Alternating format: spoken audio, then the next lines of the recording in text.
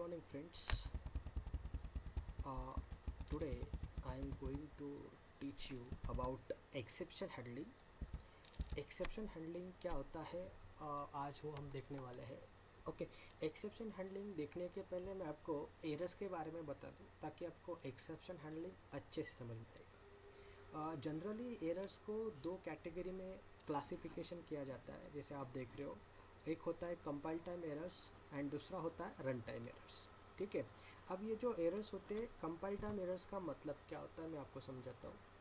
ये जो एरर्स होते हैं जनरली जब हम प्रोग्राम को कंपाइल करते हैं तब ये एरर्स आते हैं. ओके. और ये जो एरर्स आते हैं वो जनरली प्रोग्रामर्स की टाइपिंग मिस्टेक्स के आते हैं, जैसे कि अगर आपने सेमी कॉलन छोड़ दिया, सेमी कॉलन मिसिंग है, ब्रैकेट मिसमैच किया, मतलब आपने ओपन ब्रैकेट दिया लेकिन क्लोज नहीं किया, जो भी रिजर्व वर्ड्स है, रिजर्व वर्ड्स के स्पेलिंग को गलत लिख डाला, तो ये जो एरर्स होते हैं ये कंपाइल टाइम एरर्स होते हैं. और ये एरर्स हम हैंडल नहीं कर सकते, इनको रिजॉल्व करके ही हम आगे जा सकते हैं. लेकिन कभी कभी क्या होता है कि प्रोग्राम सक्सेसफुली कंपाइल हो जाता है, लेकिन जब हम उसको रन करने जाते हैं तो प्रोग्राम प्रॉपरली रन नहीं होता है. अब ये रन क्यों नहीं होता है? क्योंकि वहाँ पे रन टाइम एरर्स आते हैं. तो रन टाइम एरर्स किसको कहते हैं? रन टाइम एरर्स को कभी कभी एक्सेप्शन भी कहा जाता है. तो रन टाइम्स एरर जनरली कब आते हैं? तो ये प्रोग्राम रन होने के बाद आते हैं. प्रोग्राम आपका सक्सेसफुली कंपाइल हो जाता है लेकिन रन होने के बाद ये एरर्स आते हैं. जैसे कि suppose divide by zero attempt हुआ है, मतलब किसी भी नंबर को हम डिवाइड जीरो से डिवाइड नहीं कर सकते, लेकिन अगर गलती से प्रोग्राम में ऐसा अटेम्प्ट हुआ है कि जहाँ पे कोई नंबर जीरो से डिवाइड हो रहा है तो वहाँ पे एक्सेप्शन आएगा. आप फाइल नॉट फाउंड, मतलब आप ऐसी फाइल ओपन करने जा रहे हो जो प्रोग्राम में है ही नहीं, फाइल मतलब कंप्यूटर में है ही नहीं, तो फाइल नॉट फाउंड हो जाता है. आप एरे का ऐसा इंडेक्स एक्सेस करने जा रहे हो जो इंडेक्स आपके पास है ही नहीं, तो वो भी हो जाता है एक्सेप्शन. तो ये जो एक्सेप्शन होते हैं ये कब आएंगे, कैसे आएंगे, ये एज अ प्रोग्राम हमें पता नहीं होता है. लेकिन एक्सेप्शन आने से क्या होता है, एक्सेप्शन किसे कहते हैं, मैं आपको आगे की स्लाइड पे समझाता हूँ. जनरली एक्सेप्शन एक ऐसी प्रॉब्लम है, exception is a problem that arise during the execution of program. मतलब जब हमारा प्रोग्राम एग्जीक्यूट होता है तो बीच में एक प्रॉब्लम आती है, उस प्रॉब्लम को एक्सेप्शन कहते हैं. और उसके आने से क्या होता है, हमारे जो प्रोग्राम का एग्जीक्यूशन है बीच में ही रुक जाता है. मतलब अब नॉर्मली हमारा प्रोग्राम टर्मिनेट हो जाता है, और जहाँ पे एक्सेप्शन आया उसके नीचे जितना प्रोग्राम हमारा बाकी था वो पूरा का पूरा प्रोग्राम एग्जीक्यूट नहीं होता है. ठीक है. अब ये एक्सेप्शन आना या ना आना ये प्रोग्रामर के हाथ में नहीं है. लेकिन अगर एक्सेप्शन आने के बाद आप चाहते हो कि सर आगे का एटलीस्ट आगे का जो भी प्रोग्राम का एग्जीक्यूशन है वो कंटिन्यू होना चाहिए, मतलब प्रोग्राम बीच में ही टर्मिनेट नहीं होना चाहिए, तो उसको उस टाइम हमें इस एक्सेप्शन को हैंडल करना पड़ता है. टू कंटिन्यू, जैसे मैंने यहाँ पे लिखा हुआ है, to continue the execution of program we need to handle the exception, and to handle the exception we need to use exception handling mechanism. तो सी प्लस प्लस में हमें एक्सेप्शन हैंडलिंग मैकेनिज्म दिया है जिसका यूज़ करके हम exception को handle कर सकते हैं. अब एक्सेप्शन हैंडलिंग करना क्यों है, उसके रीज़न है क्यों करना है. क्योंकि अगर आपका प्रोग्राम आगे का एग्जीक्यूशन आपको कंटिन्यू करना है, मतलब प्रोग्राम को बीच में टर्मिनेट नहीं होने देना है, तो अब हमें एक्सेप्शन हैंडलिंग करना पड़ता है. तो सी प्लस प्लस के अंदर जब भी हम एक्सेप्शन हैंडलिंग करेंगे तो एक्सेप्शन हैंडलिंग एक्चुअली होता क्या है.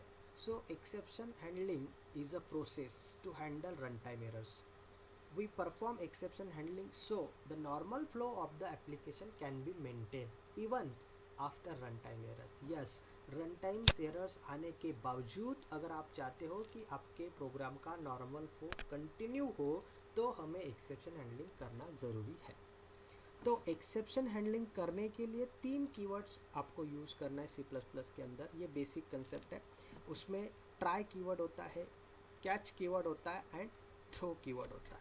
ठीक है. अब आगे चलते हैं. इसका सिंटैक्स, जनरल सिंटैक्स क्या है, कैसे इसको यूज़ करना है. तो पहले आपको ट्राई कीवर्ड देना है. ओपन ब्रैकेट देने के बाद यहाँ पे वो कोड लिखना है जिसमें मे भी आपको लगे कि एक्सेप्शन आ रहा है. तो एक्सेप्शन आने के बाद आपको थ्रो कीवर्ड यूज़ करके आपको पैरामीटर पास करना है. ये पैरामीटर कुछ भी हो सकता है, ये इंटीजर हो सकता है, कैरेक्टर हो सकता है, स्ट्रिंग हो सकता है, कुछ भी हो सकता है. यहाँ पे पैरामीटर आपको पास करना है कि आप इस पे क्या वैल्यू हैंडल करना चाहते हो. अब जैसे ही थ्रो होगा तो ट्राई के एग्जैक्ट नीचे आपको कैच ब्लॉक भी देना है। कैच ब्लॉक में यहाँ पे जो भी ऑब्जेक्ट, जो भी पैरामीटर आप थ्रो कर रहे हो, वो पैरामीटर यहाँ पे कलेक्ट होगा। मतलब आपने क्या मैसेज दिया है, जो भी पैरामीटर यहाँ से पास होगा वो यहाँ पे कलेक्ट होगा EX में। ये EX वेरिएबल आप अलग नाम से भी डिक्लेयर कर सकते हो। ये एक्सेप्शन का टाइप है कि किस टाइप का एरर थ्रो हुआ है।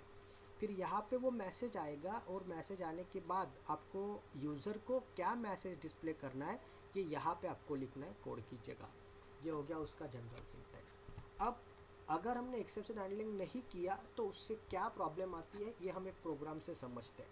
अब जैसे आप सामने देख रहे हो कि एक प्रोग्राम है जिसमें मैंने A का वैल्यू 10, B का वैल्यू 0 दिया है और मैंने उसको डिवाइड बाय 0 अटेम्प्ट किया है। अब इसको रन करके देखते हैं कि अगर ये डिवाइड बाय 0 है तो कैसे इसमें एरर आता है। यहाँ पे मैंने एक प्रोग्राम लिखा हुआ है, उसको ओपन करता हूँ और इसको हम समझते हैं। ठीक है, अब ये प्रोग्राम आप देख रहे हो, इसमें जनरली वही प्रॉब्लम है। अब 0 वैल्यू, पहले मैंने वैल्यू दिए है ABC यूज़र से वैल्यू। अब यहाँ पे अगर 0 नहीं दिया तो क्या होगा और 0 दिया तो क्या होगा, दोनों ऑप्शन देखते हैं। पहले प्रोग्राम को रन करते हैं। रन करने के बाद यहाँ पे पूछा गया inter value A and B। मैंने A में दिया 10 और B में दिया 5। मैंने अभी 0 नहीं दिया है तो ये प्रोग्राम रन होगा और आउटपुट आएगा 2। ठीक है, लेकिन अगर मैंने 0 ही वैल्यू, B की वैल्यू 0 दे दी, जैसे कि सेकंड टाइम रन किया, अब मैंने दिया 10 और B की वैल्यू दी 0, तो अब आपके प्रोग्राम में एक्सेप्शन आएगा। अब ये एक्सेप्शन आने के बाद आपका प्रोग्राम आपको बंद करना पड़ेगा, मतलब आपका प्रोग्राम टर्मिनेट हो गया। अगर आप चाहते हो कि ये टर्मिनेशन नहीं आना चाहिए, अगर डिवाइड बाय 0 आया भी तो एटलीस्ट उतना मैसेज देके प्रोग्राम का आगे का एग्जीक्यूशन कंटिन्यू होना चाहिए, तो उस केस में आपको इस एक्सेप्शन को हैंडल करना ज़रूरी हो जाता है। तो फिलहाल मैं इसको क्लोज करता हूँ ये यहाँ पे। ठीक है, तो एक्सेप्शन हैंडलिंग करने का जो मैकेनिज्म है वो आगे हम देखते हैं कि कैसे इसको हैंडल करना है। लुक एट द प्रोग्राम में, वही प्रोग्राम है, सिर्फ उसको हैंडल कैसे किया मैं आपको बताता हूँ। वही वैल्यूज़ है, अब सिर्फ ट्राई ब्लॉक, कैच ब्लॉक, जैसे मैंने बोला कि एक्सेप्शन हैंडलिंग मैकेनिज्म है तो 3 keyword, try keyword, throw keyword and catch keyword compulsory आएंगे।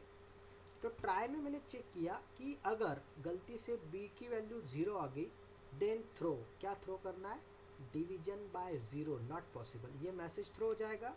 और जैसे ही ये थ्रो होगा ये आएगा आपके कैच ब्लॉक में, जहाँ पे मैंने पॉइंटर क्रिएट किया है कैरेक्टर का। यहाँ से ये यहाँ पे आएगा और फिर वो मैसेज डिस्प्ले होगा कि डिवाइड बाय 0 ही है। ये लास्ट वाला स्टेटमेंट इसलिए लिखा है ताकि आपको पता चले कि एक्सेप्शन आने के बाद भी आपका प्रोग्राम कंटिन्यू रहता है। ठीक है, तो ये वही प्रोग्राम है, सिर्फ इसमें ट्राई और कैच ब्लॉक मैंने एक्स्ट्रा से दिए। अगर B की वैल्यू 0 नहीं आती है तो फिर ये एल्स वाला ब्लॉक जो है तो एग्जीक्यूट होगा और आपको आउटपुट मिलेगा। अब जैसे कि वही प्रोग्राम है तो वापस उसको रन करता है, ये एक्सेप्शन टू वाला प्रोग्राम। ठीक है, अब इसमें जैसे मैंने आपको बोला वही प्रोग्राम है, ABC 2 वैल्यू रीड किए, अगर B की वैल्यू 0 आई तो अभी देखते हैं दोनों प्रोग्राम दोनों तरीके से करके देखते हैं इसको रन किया। अब पहले सपोज मान लेते हैं मैंने इसकी 10 वैल्यू दी और B की वैल्यू दी 5, तो आउटपुट आपको मिलेगा डिवीजन 2। और ये आपको वहाँ पे श्योर कराता है कि प्रोग्राम लास्ट तक गया है, प्रोग्राम एंड, ये मैसेज आया तो प्रोग्राम लास्ट तक गया आउटपुट आने के बाद। अभी हमने एक्सेप्शन वहाँ पे नहीं आया है क्योंकि B की वैल्यू हमने दी है 5। ठीक है, अब 0 दे के देखते हैं, 0 देने के बाद क्या होता है। वापस मैंने प्रोग्राम को रन किया, A की वैल्यू 10 दी और B की वैल्यू 0 दी, तो अब यहाँ पे प्रोग्राम टर्मिनेट नहीं हुआ। क्यों नहीं हुआ, क्योंकि हमने एक्सेप्शन को हैंडल किया हुआ है। और यही एडवांटेज होता है एक्सेप्शन हैंडलिंग का, एरर आने के बावजूद आपका प्रोग्राम लास्ट तक गया है। लास्ट तक जाने का प्रूफ है कि ये मैसेज आया प्रोग्राम एंड, और फिर आपने क्या अटेम्प्ट किया था, डिवीजन बाय 0 नॉट पॉसिबल, ये मैसेज हमने थ्रो किया था, बराबर वही मैसेज डिस्प्ले हुआ। देखिए थ्रो मैसेज में हमने लिखा था, वही मैसेज वहाँ पे डिस्प्ले हुआ बराबर से। और लास्ट तक गया कि नहीं गया वो चेक करने के लिए मैंने लास्ट में मैसेज दिया था प्रोग्राम एंड, तो ये प्रोग्राम एंड मैसेज भी वहाँ पे आ गया। तो ये कंसेप्ट होता है एक्सेप्शन हैंडलिंग का। एक्सेप्शन हैंडलिंग में आप कई तरीके से एरर हैंडल कर सकते हैं। आप कौन से एरर कैसे कैसे हैंडल होते हैं, मल्टीपल कैच ब्लॉक क्या होता है, वो कैसे यूज़ करना है, वो हम आगे के लेक्चर में देखेंगे। आई होप आपको एक्सेप्शन हैंडलिंग C++ का एक कंसेप्ट अच्छे से समझा हो। Thank you, take care.